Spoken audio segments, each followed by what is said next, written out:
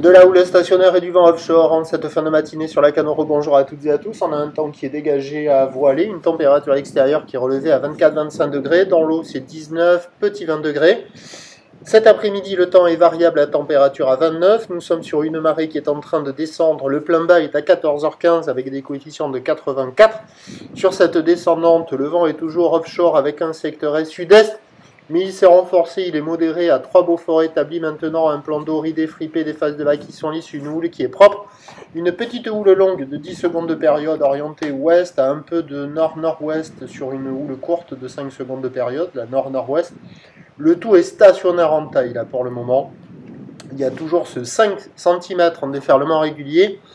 Et sur les séries, il y a 10-20 cm. Voilà. Là, on voit que ça grossit pas, hein, que ça reste la même taille. Mais avec la marée qui descend, ça devient praticable sur les meilleurs bancs. Toujours des vagues à hauteur de mollet, des fois un tout petit peu plus. Toujours une note très faible, ça vaut 0,1 sur 5. Les autres spots là que vous voyez, ils sont pas terribles, il n'y a quasiment personne. Et ça surfe uniquement sur les deux seuls endroits. Bon, il y a quelques personnes sur d'autres endroits, hein.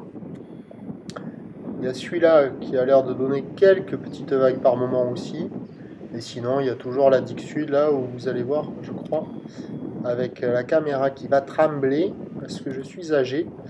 Et il y a du monde là-bas aussi. Mais bon, c'est 10-20 cm, peut-être un bon 20 cm par moment.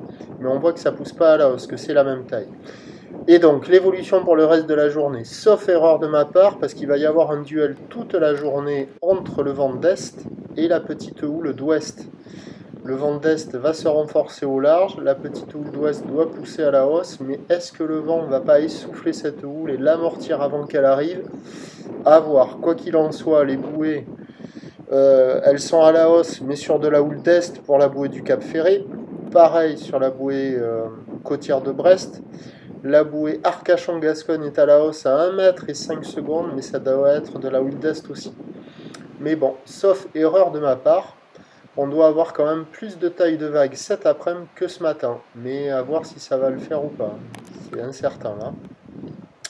Et donc les prévisions à 13h, ça grossira sur les coups de midi 13h, pas avant. Peut-être 20 à 30 cm, ou l'ouest à nord-nord-ouest 10 secondes de période vont être sud-est à 3. Et en fin d'après-midi, sur les coups de 16h, 17h, pareil, ça grossit encore à nouveau vers 30, peut-être 50 cm à confirmer, c'est pas certain. Ou l'ouest à nord-nord-ouest, 9 à 10 secondes de période, vent d'est 1-2. Donc à voir. Je suis pas sûr de moi, hein, c'est pas certain, parce que la plupart des modèles disent l'inverse.